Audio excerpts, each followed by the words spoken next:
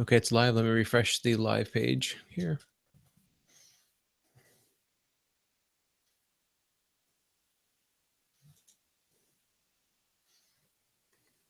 Live stream starting soon.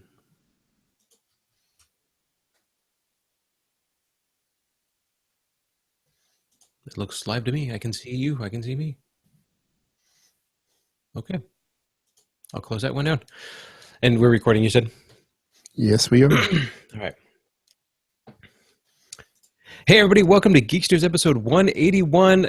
Though your brain is not playing tricks on you, your ears are not playing tricks on you. We are back. I'm Martin Obando, one of the co-hosts here on Geeksters from Obando Computing. We got Mitch, my man, Heyman. How's it going, Mitch? Not too bad. How are you doing? I'm doing good, man. It is okay. So we had a hiatus for a while, and then we came back for a show, and I said, okay, we're going to bring this back. And then we had another little hiatus because life just gets crazy. But I really, your job has changed a little bit. Your times have changed a little bit. I can kind of start seeing how my patterns are going to lay out a little bit more. I have been doing another show. So I think we're going to be able to, you and I need to talk offline, but I think we're going to be able to solidify on a day that's going to work the best for both of us. And I honestly, truly have been missing the show. I've been missing people emailing us. I've been missing seeing you, Mitch, and I definitely missing Tim. We have been in talks with Tim. So when people think, hey, is Tim still around? Tim is still around.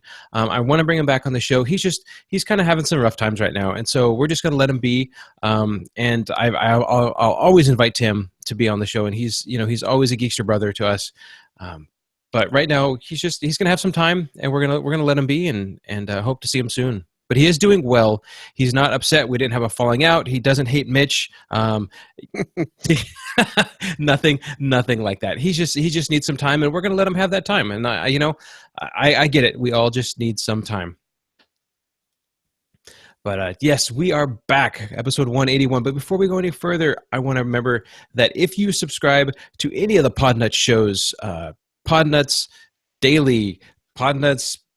Gosh, I can't remember how many there are now, but good grief. There's a mini PC show. There's Podnuts Daily. There's a new show I just saw the other day called MRP Tech Podcast. And this is a gentleman who I believe had his own show.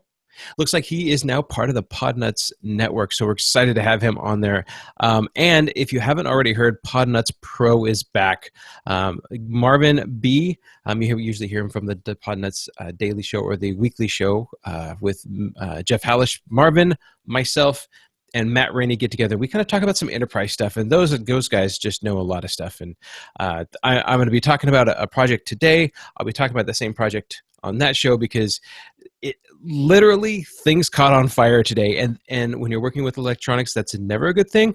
I'm not an electrician, but I know that smoke and fire and things like that should never happen. So I'm going to get to that story because I just finished that one up today, and that's just it's one of those after I'm done, I'm good with that. So the other thing I know I need to work on, and I'm working on it right now, is that I have had some emails of people saying, Martin, you get excited and we love that about you, but the problem is you end up speaking too fast. So I'm going to work on slowing it down. Mitch, you got to help me out. Maybe give me a thumbs up, a thumbs down. Tell me to just back off a little. But I get excited. I want to tell you guys what's going on with that. But you're a very good talker. I mean, but I talk too myself. No, I talk too fast, and so if it's too slow, then people, you don't want that. Well, yes, but I need to remember just to bring it down a little bit. So I'm going to start working on that. But before we go any further, if you listen to any of those shows on the Podnuts Network, please make sure to click on our sponsors links on the homepage. Right there, right off to the right-hand side, there's Instant House Call by Corey Fruitman. Great guy. I've worked with him, talked to him many times. He's Canadian. Don't hold that against him, but just a hands down, just a really, really good guy. And actually, if he's Canadian, he may be better off where we are coming up here. But anyways, I digress. And of course, podnuts.com/Amazon. If you purchase anything from Amazon, a little bit of that money kicks back to the Podnuts Network. You don't see a hit. It doesn't add any expenses to you, but it definitely just helps us out with the Podnuts Network. And we're excited to have Instant House Call as one of our sponsors. And I see a couple people in the chat room. If you do want to come in and join us on the chat room, you can go to the podnuts.com/geeksters live. I believe you can check out there. If you just say, hey, I just want to see you in the chat room, we're on the Freenode Network under hashtag podnuts. And I see a couple people in there, and Kevin Wishers already says he's feeling less gruntled now. So if we can help people feel just a little more gruntled, gruntl's good, right? Yes, gruntled. If we can make people feel a little more gruntled, then I think we've done our job. But that's enough with the ramblings of the sponsors and stuff like that. But Mitch, we're back. 181. We're back. 181. Oh my gosh. And I was telling Mitch before the show, I said, it's so nice to see everybody again. It's so nice to be on the radio. Yeah, I've done Podnuts Pro, and that's fun, but it's not Geeksters. Geeksters is your comfy shoes. It's your warm fuzzy blanket. It's where I just snuggle up to these two big guys and they're just, I just snuggle right on in and we just have a good time just talking tech and geek and really anything from computers to laptops to tablets to hard drives to you name it. Watches. If it's got a computer in it at some point, we're going to talk about it. So I'm excited to be back in here. So, hey, Mitch, it's been, I don't know, forever. You're looking good. Because you can only see me from the waist up. Nah, I've been eating too much lately. It's that time of the year. It is. Holidays come around, and what do you do but eat too much? If anybody out there it doesn't eat too much over the holidays, they're a robot. Or very dedicated. I'm just going to go with a robot. But are you still, I know your work schedule has changed. Does that mean you're still in the same position or? Yeah. I'm in the same company now? Is that what it was? I'm in the same position, but they trained me to do some other things. So they need somebody to do some of the stuff that they trained me to do between 3:30 and 5:30 because my boss leaves. So that's why they moved my time from 9 a.m. to 5:30 p.m. So I like it, actually. Yeah, and that's one of the things that's going to help us out because now, for old listeners and new listeners, the difference between Mitch and I is 3 hours. It's 5:10 here on the Pacific Coast, and Mitch is over there at 8:10. And so trying to schedule a time that's after work for me, but early on, Mitch had to be at work so early that he couldn't stay up late. And so we had to kind of struggle with that, and how was that going to work out well? And that was one of the issues that really kind of caused a kind of a hiatus of Geeksters. It was just time. Like, how do we figure that out? I was getting busier. I couldn't expect Mitch to stay up all hours waiting for me to get home and to get ready and prepped and stuff like that. But I think, now that Mitch's work schedule's changed a little bit, I think we're going to be able to figure something out. And I'm excited for that. I'm excited to get Geeksters back going. And I'm hoping our listeners are excited for that too. I don't hear any noise, but I think they are. Yeah, exactly. If anybody has any complaints about that, I would prefer that you not email those. Nah, I'm kidding. Anybody can email stuff in. You always can. So I've actually had a couple. I've actually had a couple bits of email. If you don't mind, we could start off with that.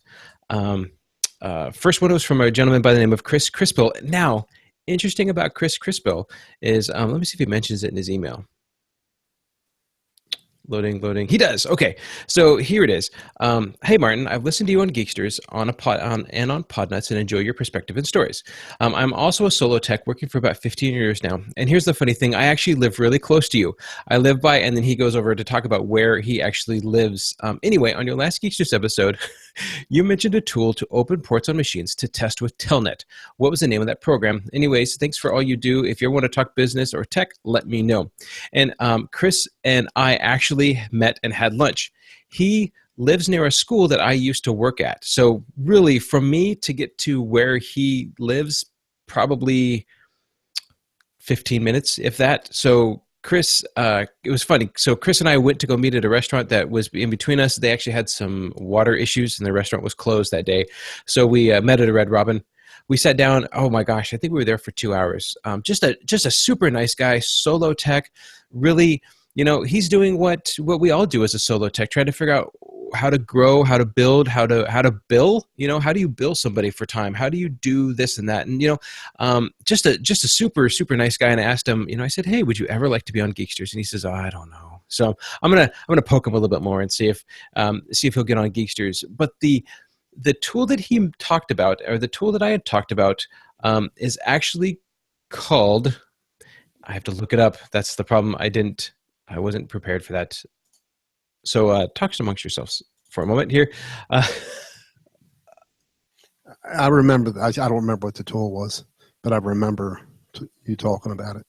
Portlistener.exe is what it's called. portlistner.exe.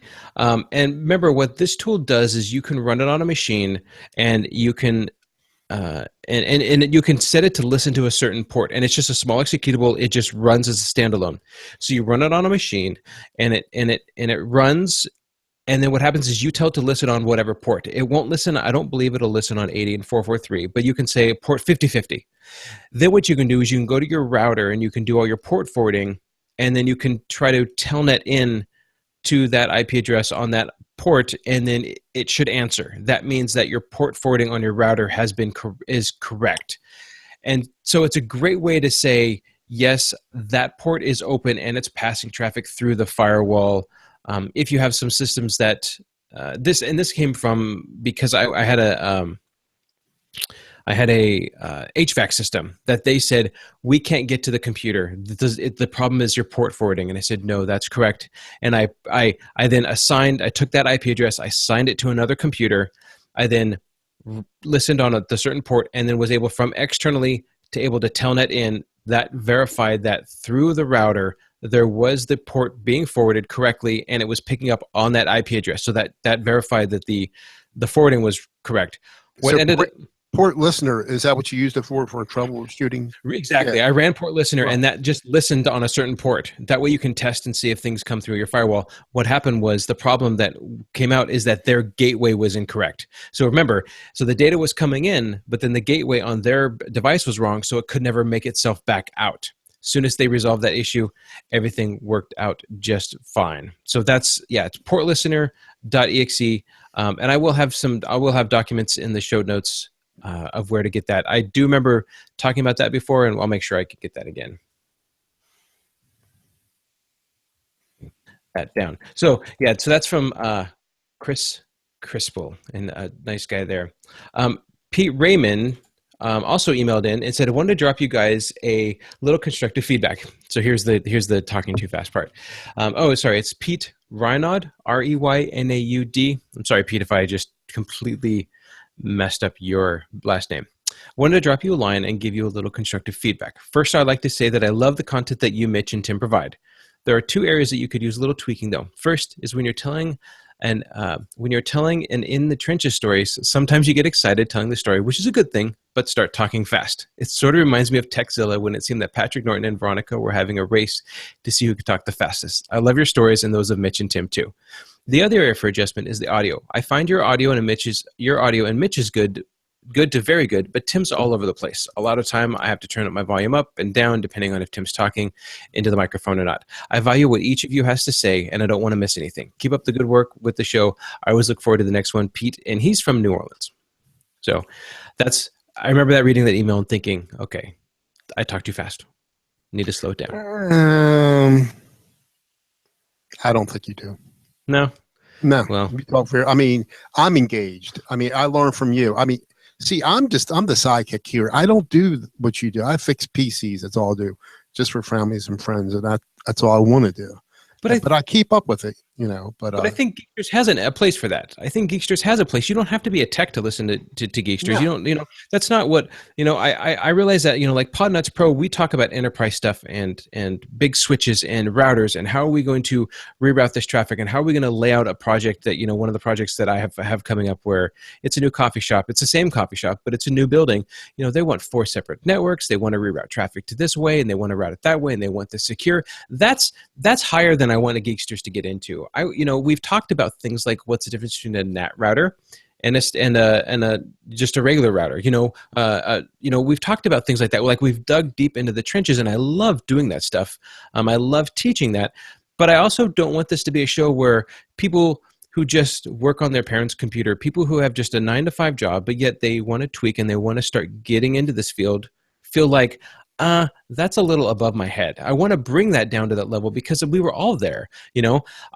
I was working on an ambulance 9 to 5, Monday through Friday, and yet fixing people's computers and doing that on the side until I got the call and, was actually assigned, applied for a job for computers. And so there's always going to be that niche, and that's what I want Geeksters to be.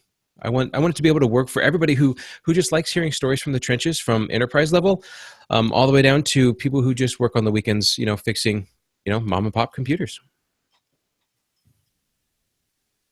I caught several of the Podnuts Pros and the new ones, 2 or 3, and I'm engaged. Because I like Marvin, Matt, and yourself. I mean, it's really good, and you do talk in a way where I can understand. Even I can understand, because I was never trained in any of that, and I'm learning stuff just from listening to you, and that's a good show. Yeah, I have a lot of fun there. So we don't have a video on that one, just because we just don't. But we don't really have a live show. We do record, and then it gets posted after that. So that's why if you're looking for a Podnuts Pro live, you won't find one. We opted not to go live with that because sometimes we don't even start recording until 7:00 my time. So that's 10:00 your time. So we have Marvin is in Florida and Matt's in Louisiana. And so it's 2 hours to Matt and then 3 hours to Marvin. So you're covering all 3 time zones there. Yeah. So we, and a lot of times we're just hanging out and talking. And so we want to make sure that, and I don't necessarily I don't necessarily look beautiful all the time. So I want to make sure that, anyways, you got my drift. Joe Mesman sent another email in, and actually Joe is also another fellow person here in Oregon. I've met him a couple times. I've actually done some work with him. Just a really good tech. He said, it's a program called Win Anti-Ransom. So it's wincontrol.com. Win Anti-Ransom. And I'll put this in the notes again. He says, I've tried installing ransomware on my honeypot computer, and this is the only software that prevented every one of my single samples from installing on the computer, and it's not expensive either. So I think this looks more like your kind of like a D7, or not a D7, but a crypto prevent, anti-ransom. One computer, $20 a year, 3 computers, $25 a year, and 5 computers, $30 a year. So Brian is on there. Brian from Bright Tech Computers has a quote on there, and Ken Dwight, the virus doctor, also has a quote on there. So I have not looked into this yet, but if anybody out there wants to give it a shot, it looks like there is a free 30-day trial, but it does prevent. It says that it prevents ransomware. So, yeah, we'll put that in the show notes, but wanted to let everybody know about that. And thanks, Joe, for sending that in. Well, let me tell you a couple things that I've been working on. So I did have a computer a couple weeks ago. A lady called me up, and she said, "Hey, Martin, I can't." She said, so on last night when I was leaving the office, I noticed that I had an email about the 2017 budget. And so I quickly clicked on it, ran it, nothing happened. I thought, no worries. And I closed out my computer and I went home for the day. She said, I get in today, and that my desktop's different. My screen, my background is different. It's telling me about things are encrypted. I'm like, oh no. I'm like, okay, can you open up your My Documents? She says, okay. I said, open up a document. She says, it doesn't open up. She says, everything has this Tor, Thor, THOR extension on it. And I said, okay, here's what I need you to do. I said, I need you to unplug the computer. And I said, I need you to go into the other office and unplug that computer too. And the reason is because I know they interconnect via Dropbox. So I said, I need you to go unplug that computer. So she did. I get on site, computer not plugged in network, bring it up. Sure enough, completely infected with the Thor virus. Now, the issue with the Thor virus, or this ransomware, is that it's so new, at least at that time, that there wasn't any recovery software. So I said, well, how much stuff is on here? She goes, well, nothing that I can't replace. So that was probably one of the easiest recoveries because we just wiped and reloaded it. But what I did find is this, and I don't know if this was just because I was lucky. She did encrypt her Dropbox because Dropbox was connected to that computer. But through Dropbox, it did not ever jump to the other computer, which I thought was interesting. So even though both computers had Dropbox installed and they both could see the Dropbox folder in their My Documents, so I thought that was interesting. But yeah, it's still out there. This is, I know that Matt was talking about how he had 3 computers like almost back to back get infected, and I'm like, oh, I haven't had one in a long time, and sure enough, I've never dealt with it to this day. Never. It's just.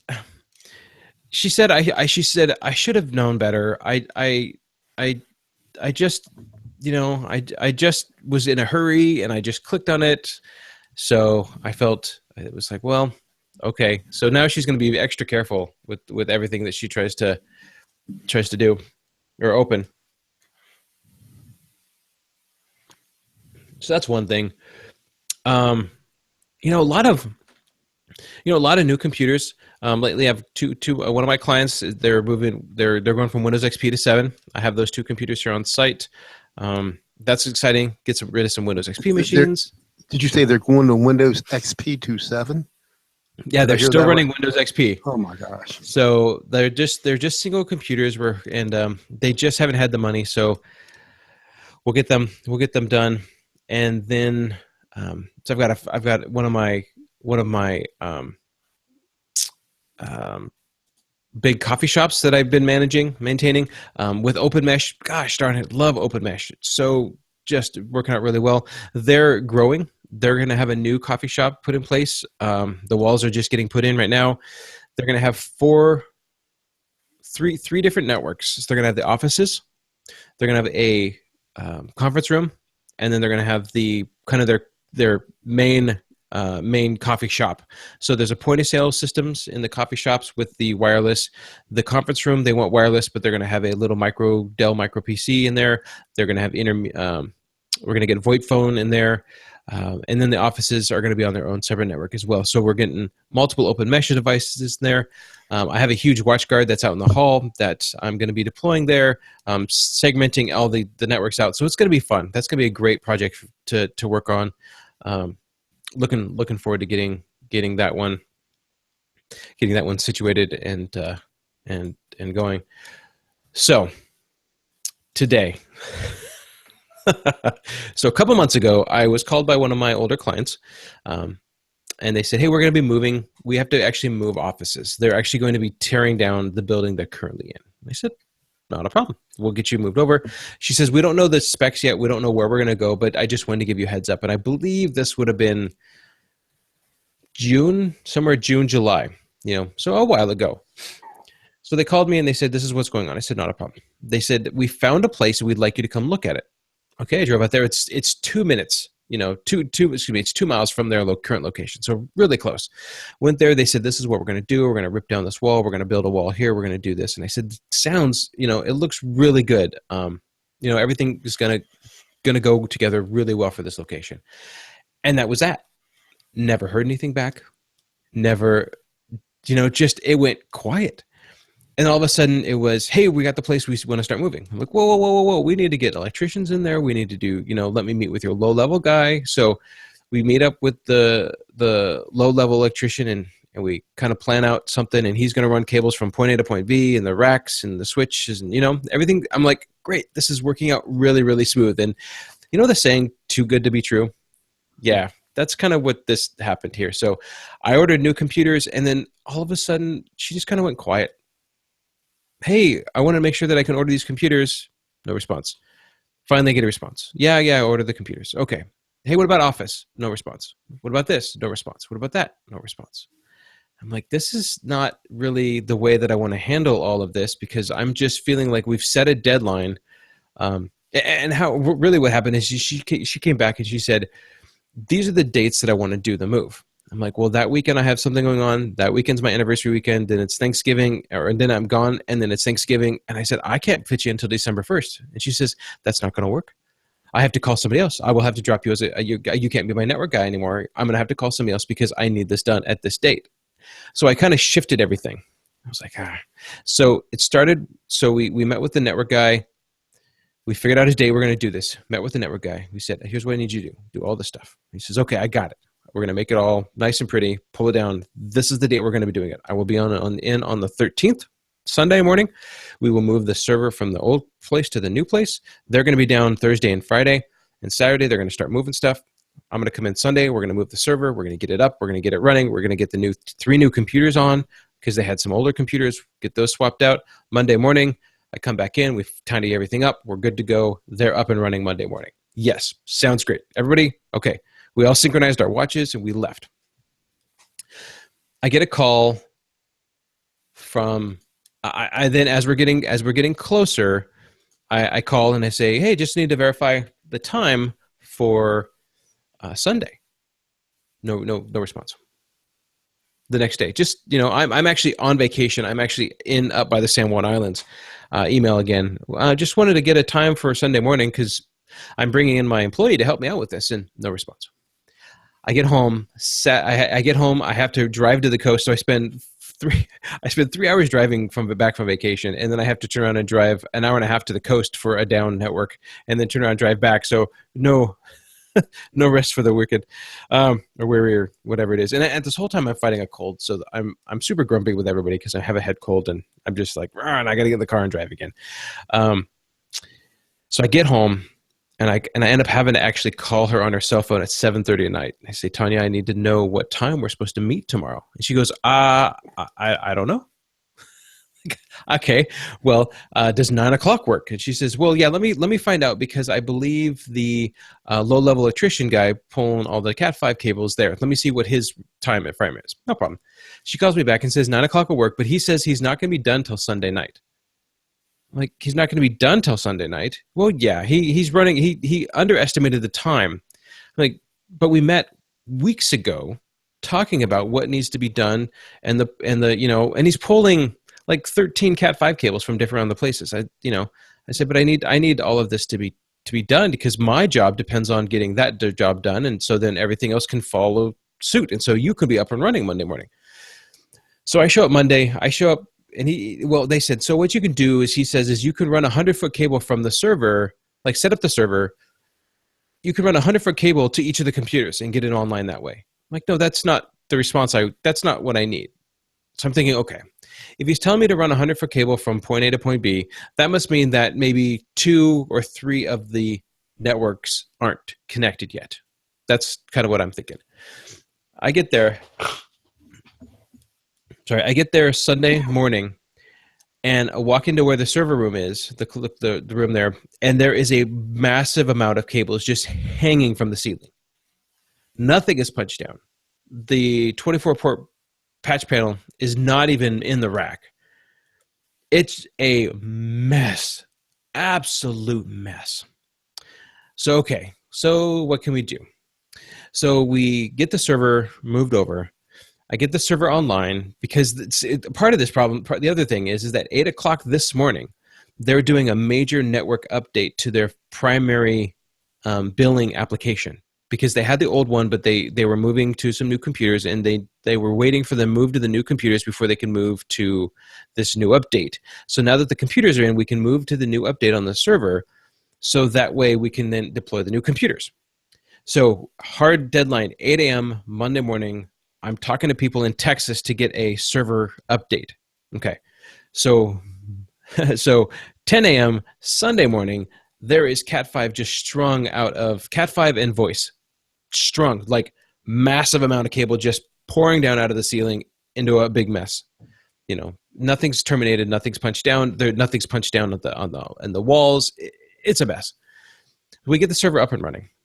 The Sonic wall firewall, which is an old version, up and dies. So now the firewall is dead and we can't get online.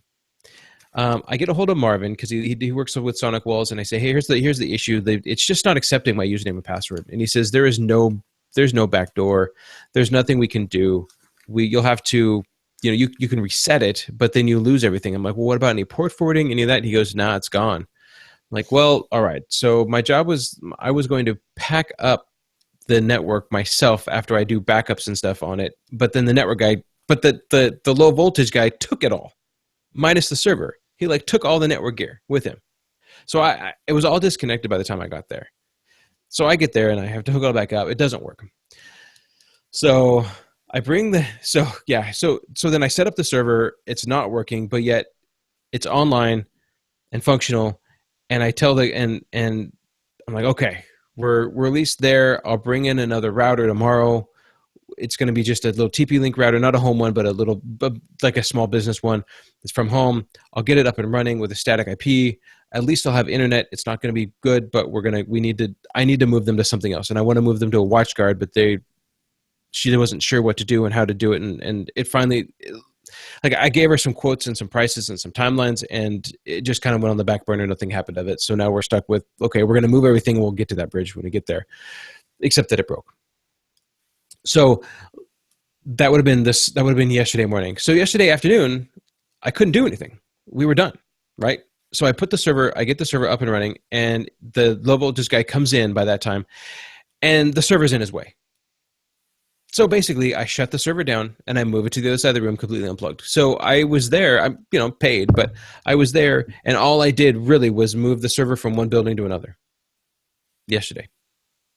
So I knew today was going to be a busy day. So I come home, I get everything configured and set up, and I get there at 6:30 this morning, and I walk in, and the alarm goes off, and I put in the code that I was told to use because the guy said, I'm going to give you this code because it matches your last name. Sure. Put it in, nothing. Put it in, nothing. Put it in, nothing. Now the alarm starts screaming at me. I call up the owner and I said, hey, my code doesn't work. She says, yes, it does. It should. I said, it doesn't. I tried putting it in 3 times. It just doesn't work. And she said, I even texted him last night saying, can you put it in to make sure? And he said, oh, no, it's done. So she said, try this code. Boop, boop, boop. Oh, everything's quiet. Excellent. Good. So my code last night from the low level guy didn't work at all. Okay. So I need to get the network online because in an hour and a half, I've got people calling me from Texas to update the server. So I get it online, up and running. Yay, everything's working great. Perfect. Server updates. The network people, I have to tell you, Mitch, that I know the story sounds long and drawn out, but every step of the way, it was like somebody was it was a speed bump every step of the way, right? So we get the server updated with their software. Perfect. The guy just disconnects from the server. He was remotely in, disconnects from the server. I'm like, he's not going to tell me how to get the new update on the new software, on the new computers. Just doesn't even tell me. He says, what he tells me is once the server is up to date, the computers will just automatically will update with the automatic. They will just update with the automatically. I said, okay, great. But I'm assuming like I have to do something, right? Well, he doesn't call me. He just disconnects. So I called him back and I said, yeah, I was waiting to hear back from him. He disconnects. Oh, well, I called the owner. Well, I'm like, the owner's not here. She's off running errands. You were supposed to call me. I gave you my number. I'm the tech guy. He goes, oh, well, okay. So all you have to do is just do this. I'm like, okay. Oh, so really what it is the application is a shortcut to an executable that runs an Access database on an Access database. Yeah, that's it. I'm like, well, you didn't tell me that. I'm like, well, that makes sense how the client machines, and I'm an air quote here, the client machines will update because there's really nothing to update because they run off the same service, the same application. You just spent 45 minutes updating on the server, but then left and didn't tell me that you finished it. It's like, oh my gosh, okay. Okay, thank you very much. We get everything up and running. It doesn't work when I install the new computers because I create a shortcut to the S drive. Here's something I learned last week, and maybe everybody knows this already, is that when you have links in an Access database, it needs the full UNC path. If it's / server name / folder 1 / folder 2, geeksters.acdb or whatever the Access database is, if you map a shortcut to that folder, the first folder, and then you just want to run it from there, it won't run. You need the full UNC path because the Access database needs the full UNC path. So I found that out last week when I had another client of mine. They created an Access database, and I just made it really easy by creating a shortcut to a map drive. They open up the map drive, they click on the database, good to go. it breaks. And they said, and then I went in and I had the database guy there with me, and I said, let me try this. And I tried the full UNC path. It works just fine. So, but it's an Access database, which right off the bat, I'm like, seriously? We use them at work, and Okay. we'll have them on a server, a shared drive. And I just make a shortcut, and it always works. And no one else, no one knows how to do it. So if somebody gets a machine, I got to help set it up for them. I'll put the shortcut. The shortcut works. Right, but that shortcut works because you've gone whack server name, right, and followed the path down to the. No, I just get the file. It's on this shared drive.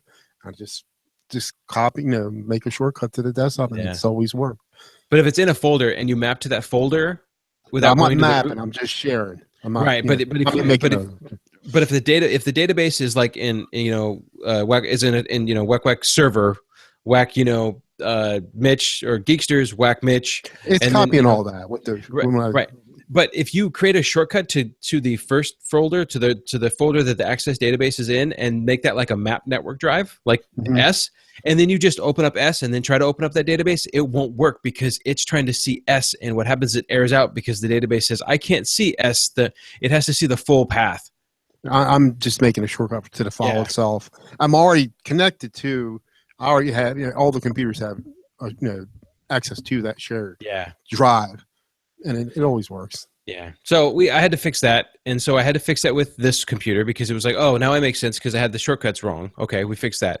All right, excellent. Now we're replacing 3 computers while we're there. Replacing one of the owner's computers, old Windows XP machine, and the reason they couldn't upgrade is because they had Windows XP machines, and 2 of the front office XP machines. Like when you walk in the door, there's 2 computers right there. Okay, not a problem. I get one computer going. We got the other computer going. This is a standalone island with brand new power, brand new internet coming down. Okay, so I take, but we need to. They ran one Ethernet cable, so I need to put a switch there. So I take the switch. It's a Netgear switch with a big brick. I plug it in the wall, and the brick starts to vibrate.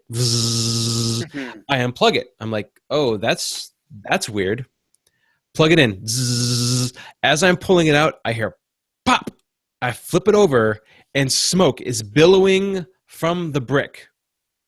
I'm like, that's not good. So I throw that away, and I think okay, that's odd, but the brick must have, time for the brick to go. Old switch, okay, no problem. So then I go out to my car, I grab another switch, a new TP-Link switch. I plug in the power strip it's a quad. Plug in the power strip to the quad. I then plug in my switch to the power strip. Everything's good so far. I then grab the brother fax machine that goes from there. It's got the brick in the middle of it. So out of the power cable goes to a brick, and then out of the brick to the little fax machine. So the brick does something, right? It's got capacitors or something. I don't know what it does. I plug that in, and I'm working. I mean, within seconds, I'm hearing sizzling, like liquid is bubbling and sizzling. And I look over, and that brick is oozing liquid, and it is billowing smoke coming out of the wall, out of the thing. I grab all the power and I unplug it. And the other guy that's working there grabs his phone and starts to record it, and it's billowing smoke. So let's recap what's gone on so far here. I meet with the electrician. He says everything's going to be fine. The low-level electrician, he says everything's going to be fine. I show up Sunday morning. The low-level electrician is not going to be done. He won't be done until Sunday night. I bring the server in, hook it up, then come to find out the Sonic wall is dead, not responding anymore. Somehow it got reset. Don't know. Okay, move that away to the side. Try to get everything up and running. It's not working. Then I get the server up and running. Oh, but wait, now the server's in the low-level electrician's way, so now I need to unplug the server and move it to the other side of the room. I leave after 3 hours. I show up at 6:30 this morning. My alarm code doesn't work. I get the network up online, which is good. Low-level electrician is there. Oh, I walk in, and the boss goes, okay, how come our phones aren't working yet? And I'm like, I don't think the phones are hooked up yet. There's nothing tapped into the 66 block. Sure enough, he hasn't done the phones yet. The phones aren't even hooked up.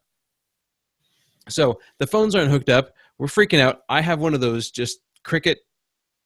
It's not a Cricket phone, but it's just a phone that just plugs in. It doesn't need any power. I plugged it into the port on the Comcast telco router. Now they just at least have a phone, right? It just, that's it. So the phones are down. I get the phone up and running. They search all over for a phone to replace my phone so I can take my phone with me. Some of the ports aren't hot yet. I have to like restring cables. I then go to plug in computers. I plug in that computer, the power supply. Literally, things catch fire. Pull that out. At the same time, my employee, so we get the electricians to come over there. They don't know what the problem is. They string a new network connection. They're saying, and they keep shutting on and off the power. The server is right there. And all they're shutting on and off the power is the lights. And it freaks me out because every time I hear click, lights shut down. Click, lights come up. I'm like, guys, you can't do that. I'm like, that's freaking me out. They're like, no, it's going to be okay. I'm like, okay. They say, well, what we need to do, though, is at some point we're going to have to shut power down to that circuit. Okay. I shut everything down, unplug everything from the wall, move it away from the wall, right? Because it's been up and down. 2 minutes later, okay, we're done. I'm like, you guys are done? I'm like, yeah, we're done. All right, plug everything back in. And then I say, well, we need also, while you're here, we need another quad put in because they didn't pull enough power to that side. There's just a plug. So now all the server there's the UPS battery backup is the only thing plugged in because the other one's being taken up by the other half of the circuit, the two electrical outlet. The bottom electrical outlet is being powered to the alarm system. I have my battery backup plugged into there and everything else. The server, so you got the server, which has redundant power supplies. You have the Comcast cable modem. You have the Comcast the Comcast phone. You've got the TP-Link switch. You've got another router, you've got a backup system. It's all being off this one battery backup. And I'm like, that's got to change. So then they say, well, we have to shut everything down again. So I shut everything down again, pull it away from the wall. They drill out, they put a quad in. Now I've got more power. I'm like, great. Thank you very much. I suppose they put, I guess everything was because of you didn't have enough, a big enough breaker, I assume. I don't know. I mean, yeah, that's what it sounds like. I mean, at everything, the fire was being caused by the outlet, right? Not by the units itself, the things you have plugged into it. I have no idea. Yeah, I've had that happen. I mean, at work, I had because they had too much. Like we had, actually, I had a route little hub, little neckier hub. That thing all melted, but everything originated out of the wall. The wall side had started. It was overloaded. Yeah. So at the same time, Michael, my employee, then takes and hooks up another computer, right, in another location, and the power supply fries on that computer as well. Oh my gosh. So finally we get everything up and running. We lost a sonic wall. We lost a computer. The phones aren't up yet, but they're working. They're getting there. We had to have the electrician in twice today. The low level guy pulled 2 all-nighters because he underjudged how long this was going to go. I am so, when I at the beginning of the show, when I said this project was done and I was just a sigh of relief, I have a list of things to do still because stress. One word, stress. Oh my gosh! At least the move is done. At least the move is done. Couldn't do it. Now I've got a list of things like, okay, what are we going to do about backups, and what are we going to do about this, and what are we going to do about antivirus, and what are we going to do about this? Because really, unfortunately, this owner is very disconnected when it comes to technology. If it's technical, she's like, I don't really care, and she kind of puts it off to the side. The problem is that things fall through the cracks then, and when I say, what about this? She goes, I don't know. I'm like, well, that doesn't. You need an answer. Right. I need an answer. So what'll probably end up happening is that we're going to have to be a way more hands-on to the shop than I originally expected, because it was kind of out of sight, out of mind, and everything was working, not realizing really how messy it was until we actually moved them. So this one's going to go to my employee. I like to give him sites rather than just have him sending out on jobs. I like to give him so he's invested in a location. This one's going to go to him, but we've got quite a bit of work to do still ahead of us, just back end stuff. But oh my gosh, today I'm done with that project, and and so when I say literally things caught on fire, I was so afraid that the building was like things were going to catch on fire. But so there we are. That was just the last 2 days. So that's the pros and cons of owning your own business. I couldn't handle it. I mean, my wife, she gets after me to take out the garbage, and that's stressful enough for me. Nah, Yeah. nah. Yeah. So that's a very good Tales from the Trench story right there. Oh, yeah. Hopefully things will be better, but wow. We've I've got more stories. There's always more things to do. I deployed a computer. I had a client to over this weekend say, here's the issue he runs into, and he's a veterinary clinic. He says, so what happens is when a customer calls in and they want to talk with him, he usually has to get paged over the intercom. Well, if he's if he's with a client or he's in his office or something else is going on, he may not ever hear it or he can't break away. So he said what he wants to do is be able to find an application, and they found one. So what he wants to do is he finds an application that basically they can do a broadcast message out to all of the computers. And now I know that there are like Net Messenger, there's an app, or there's a DOS command you can do to send out a message to everybody. Oh, excuse me, but that's not what he wants. What he wants to be able to do is be able to reply back. So he found this program called LAN. Program called LAN Messenger, and the last time it was updated was, I believe, 2012. And he said, I want to try this, and I said, okay, because what you could do is you can actually send out a broadcast message to everyone, and then he can respond from the computer that he's at.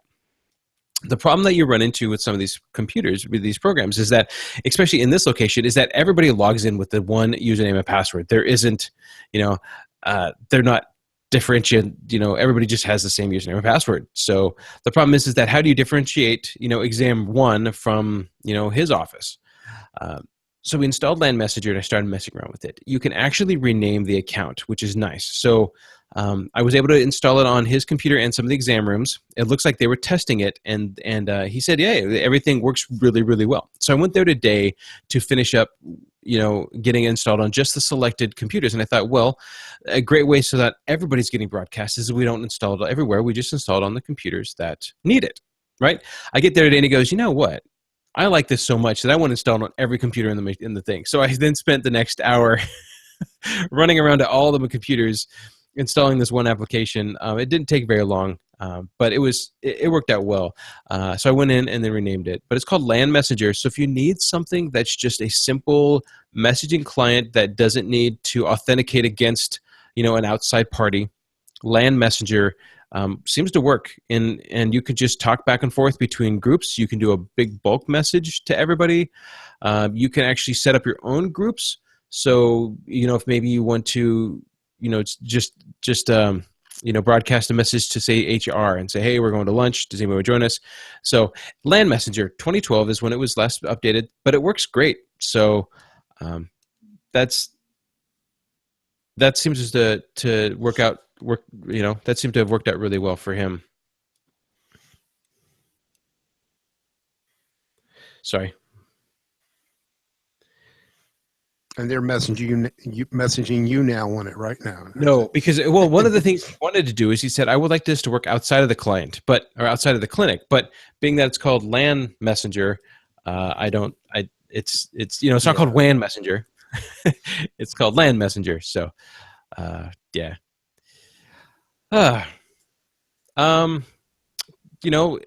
Tuesday, I don't know if you noticed, but Microsoft has changed their Windows updates. This was the first Tuesday where I noticed that I had one update as opposed to multiple updates. I actually, some of my older machines, I saw that there was a couple. There were like 13 updates, but I did see on a couple of new machines there was just one single update. I'm not sure if you saw that or not. I had a few over the weekend, but I got 5 or 6 PCs in the house, and they're not all on at the same time. So, okay. When the weekends I come down here, I'll turn the 3 on. So I noticed that, which was kind of nice. I think it was about 120 some megs for one update. So, sorry, I realized that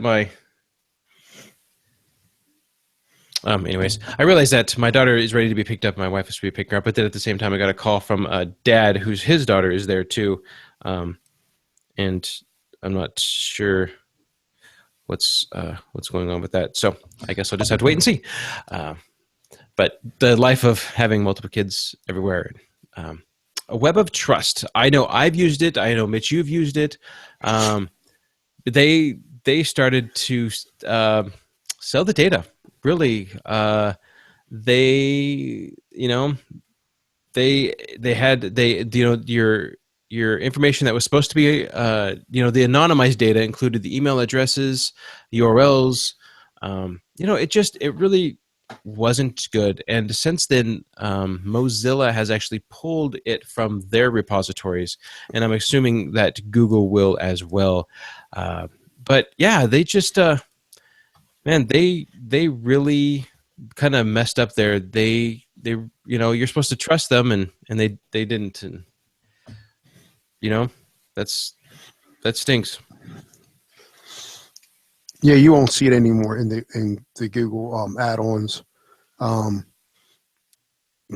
one of the PCs I had to actually manually uninstall it, or from the top, in the right, and it gives you this questionnaire while you're installing it. Are you going to install that? Well, what's the reason why you're uninstall it? Because you're bad. That's what I put. Oh, is it? Yeah. Yeah, I didn't ever reply why I uninstalled it. I just removed it. So if you're still using Web of Trust, you may want to do that. I know this is kind of old. This happened on the 8th, so we're looking at 5 days from now. So this would have been last Tuesday, so it's almost a week old. But there's that. Oh, the other thing I wanted to do. I'm going to remove it from this other machine. Oh, you remove it? Yeah, because I haven't had all the machines on. I'll save this other one for another day, but yeah. So that's kind of what's been going on. That's what's been going on with me, with as far as the life, the Geeksters, where we're at with that, and looking forward to bringing it back and keep it going. How you good there, Mitch, with all that? Yeah, go ahead. It's all right. I'll look at it afterwards. Sorry. All right, cool. Well, hey guys, thanks for hanging out with us tonight. I hope you are glad that we're back. If not, you can send us some emails to let us know. Hey, it was better when you guys were gone. But you can always get a hold of us at geeksters@podnuts.com. Is that still right? You're asking the wrong person. Oh, well, I think so. Anyways, if you need to, I'm Martin at abandonedcomputing.com. Yes, it's right. It's right. Yeah. That's what I thought. It's been a while. Geeksters@podnuts.com, Martin at abandonedcomputing.com. Don't forget to watch us live, podnuts.com/geeksters live. Disable the ad blocker while you're at podnuts.com. Just because some of the, we'd like to have you be able to see our sponsors and help them out. Podnuts.com/Amazon for all your stuff, all your purchasing needs. Christmas is coming up. New Year's is coming up. Thanksgiving's is coming up. Bye. Yeah. I'm just super glad to be back, and I'm so thankful that Mitch is able to join me tonight, and we're able to get this show. Thank you for everybody who's hanging out in the chat room. I saw a lot of people in there. I saw a lot of people talking. I haven't had a chance to go in there and look at it, but I will probably scroll through there in just a moment here and check it out, see what everybody's been saying. I saw Mitch has been in there a little bit too. So that's Mitch. Somebody called Mitch 400. I think it looks pretty good for being 400. But hey guys, thanks for hanging out with us tonight, and like always, send us those emails. We'd love to hear from you guys, and as always, don't forget to be gruntled. Thanks guys, have a good evening. Are we off?